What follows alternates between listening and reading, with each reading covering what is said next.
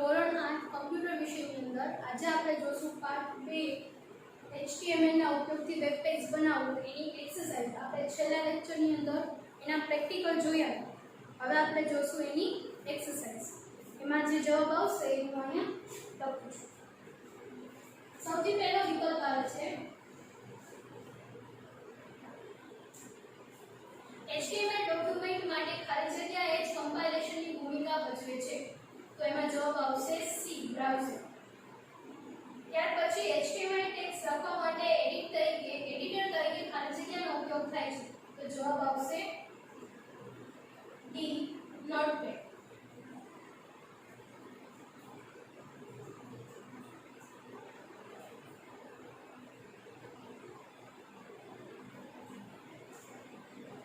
ત્રીજો વિકલ્પ છે હેડિંગ માટે HTML માં ખાલી જગ્યા પ્રકારના ટેગ આપવામાં આવેલા છે. તો 6 એટલે કે જવાબ આવશે એ. ત્યાર પછી ચોથો હેડિંગ માટે ટેગ સૌથી મોટી ખાલી જગ્યા ટેગ સૌથી મોટી સાઈઝ દર્શાવે છે. તો કે H1 ટેગ એટલે જવાબ આવશે એ. પાંચમો વિકલ્પ હેડિંગ માટે ખાલી જગ્યા ટેગ સૌથી નાની સાઈઝ દર્શાવે છે. તો જવાબ આવશે ડી.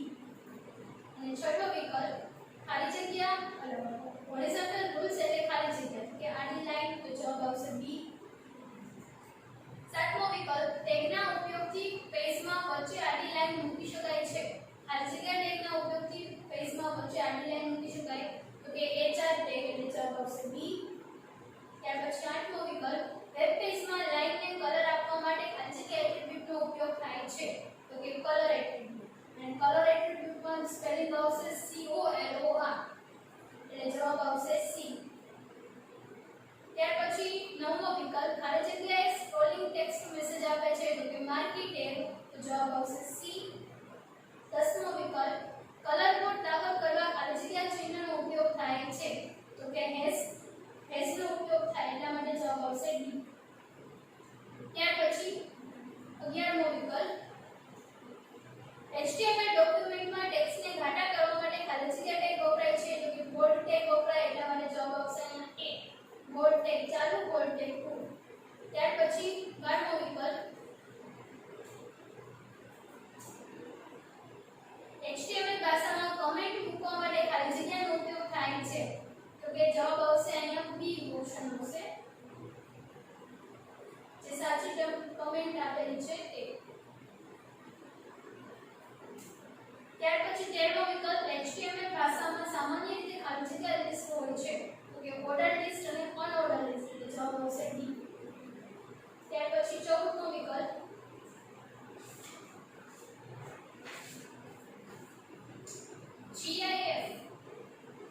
GIF નું પૂરું નામ ખાલી જગ્યા છે.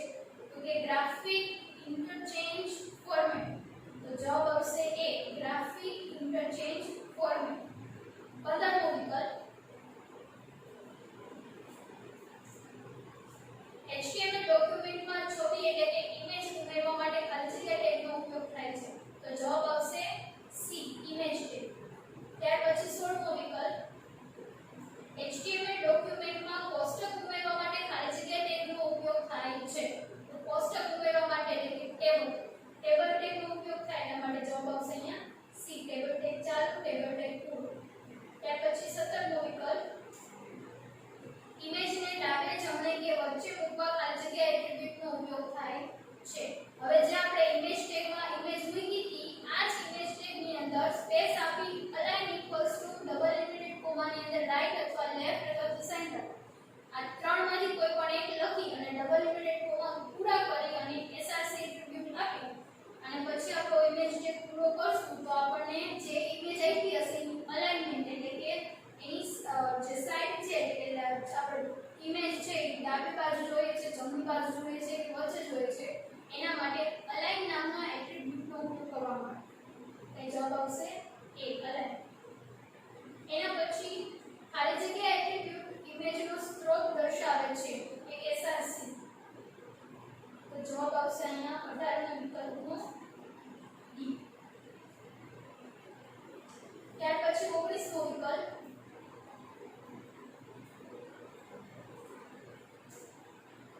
સમગ્ર ટેબલનું હેડિંગ લખવા ખાલી જગ્યા ટેગનો ઉપયોગ થાય છે. તો તો ટેબલ ટેગની અંદર આપણે table tag, TD tag, TR tag જોયો. ત્યાર પછી હવે એક ટેગ આવે છે કે જેના દ્વારા આખા ટેબલનું આપણે હેડિંગ આપવું હોય તો હેડિંગ છે એ આપણે આપી શકીએ છીએ. તો એના માટે આવે ટેબલ હેડિંગ ટેગ એટલે કે ટીએચ ટેગ. તો જવાબ આવશે અહીં ડી. ત્યાર પછી 20મો વિકલ્પ ખાલી જગ્યા વિકલ્પ સીમલેસ ટેબલની રચના કરે છે. સીમલેસ ટેબલ એટલે કે જેમાં બોર્ડર આવતી નથી. તો આપણે બોર્ડર ના જોતી હોય તો બોર્ડર ઇક્વલ્સ ટુ 0 એટલે સાવ આપણને બોર્ડર જોવા મળશે ને ટેબલ ટેગની અંદર. તો અહીં જવાબ આવશે સી. ત્યાર પછી 21મો વિકલ્પ ટેબલમાં રો ઉમેરવા માટે ખાલી જગ્યા ટેગનો ઉપયોગ થાય છે. તો ટેબલમાં રો ઉમેરવી હોય તો ટીઆર ટેગનો ઉપયોગ કરવામાં આવે. એટલે જવાબ આવશે અહીંયા એ. ત્યાર પછી 22મો વિકલ્પ HTML એક ખાલી જગ્યા છે. તો HTML એક ભાષા છે. અને જવાબ આવશે ડી. ત્યાર પછી 23મો વિકલ્પ HTML ડોક્યુમેન્ટની ફાઇલનું એક્સટેન્શન ખાલી જગ્યા હોય છે તો કે .html. તો જવાબ આવશે અહીંયા ડી. 24મો વિકલ્પ HTML ટેગને ખાલી જગ્યામાં મૂકવામાં આવે છે તો કે એન્ગ્યુલર બ્રેકેટ્સ. તો જવાબ આવશે અહીંયા ડી. 25મો વિકલ્પ જોડીમાં આવતા HTML ટેગને ખાલી જગ્યા કરે છે તો કે કન્ટેનર ટેગ. એટલે જવાબ આવશે અહીંયા સી. ત્યાર પછી 26મો વિકલ્પ નીચેનામાંથી ખાલી જગ્યાએ યુગ્મ એટલે કે જોડી પ્રકારનો ટેગ નથી. તો જવાબ આવશે C li tag. li tag છે એ યુગ્મ પ્રકારનો ટેગ નથી. તો આ વિકલ્પની અંદર આપણે નવા બે વિકલ્પ જોયા જે આપણે પ્રેક્ટિકલમાં નહોતું કર્યું. એક હતું ઇમેજને ડાબે જમણે અને વચ્ચે ગોઠવવા માટે અલાઇન એટ્રીબ્યુટનો ઉપયોગ થાય. અને બીજું હતું કે ટેબલને સમગ્ર ટેબલને હેડિંગ આપવું હોય તો ટીએચ ટેગનો ઉપયોગ કરવામાં આવે છે. ત્યાર પછી આ વિકલ્પ છે એ આપણે જોયું જેના જવાબ આપણે જોઈએ. ત્યાર પછી પ્રેક્ટિકલ આવે છે. પ્રેક્ટિકલ છે એ તમારે આગળના લેક્ચરમાં છે એ બધા પ્રેક્ટિકલ કરાવેલા છે. આમાં જે પ્રમાણે સૂચના આપી છે એ પ્રમાણે એટલું જ પ્રેક્ટિકલ કરવાનું છે. પહેલા પ્રેક્ટિકલમાં હેડર્સ ટેગનો ઉપયોગ કરીને કરવાનું છે. એમાં આ બધા પ્રેક્ટિકલમાં જે આઉટપુટ આપેલા છે આવા જ આઉટપુટ છે એ આપણે આપણી રીતે પ્રેક્ટિકલ કરીને લાવવાના છે. ત્યાર પછી બીજા પ્રેક્ટિકલમાં છે એ એચઆર ટેગનો ઉપયોગ કરેલો છે. ત્રીજા પ્રેક્ટિકલમાં એચઆર ટેગ અને કલર એટ્રીબ્યુટ આપ્યું છે. ચોથા પ્રેક્ટિકલમાં ફોન્ટ ટેગનો ઉપયોગ છે. એટલે કે ફોન્ટ ટેગ એની સાથે કયો ટેગ આવશે એચઆર ટેગ.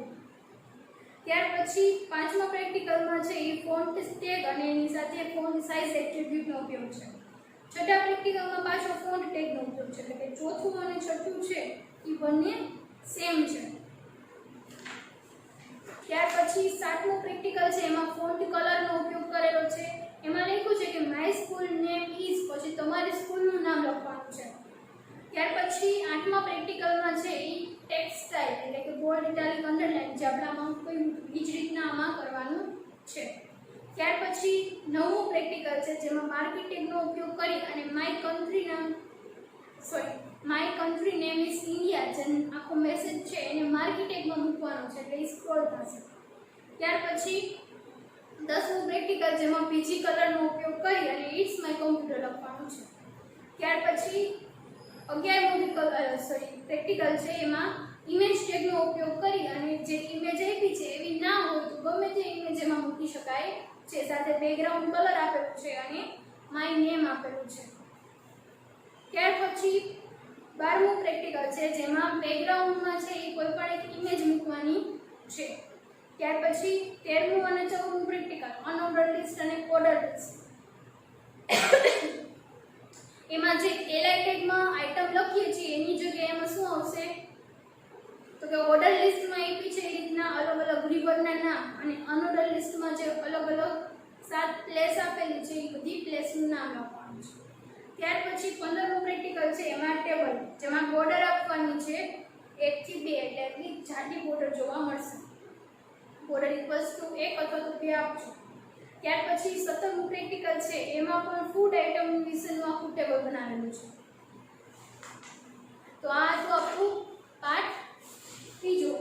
પ્રેક્ટિકલ જે આપણે આગલા લેક્ચરની અંદર જોયા હતા એ જ આપણે આમાં કરવાના છે.